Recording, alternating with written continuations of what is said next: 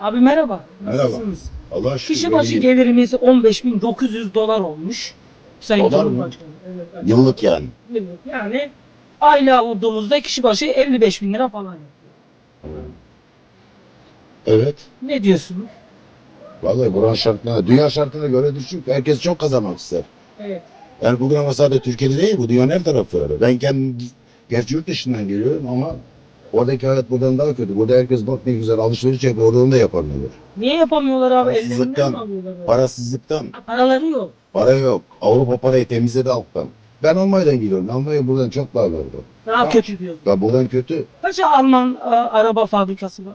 Porsche nerede?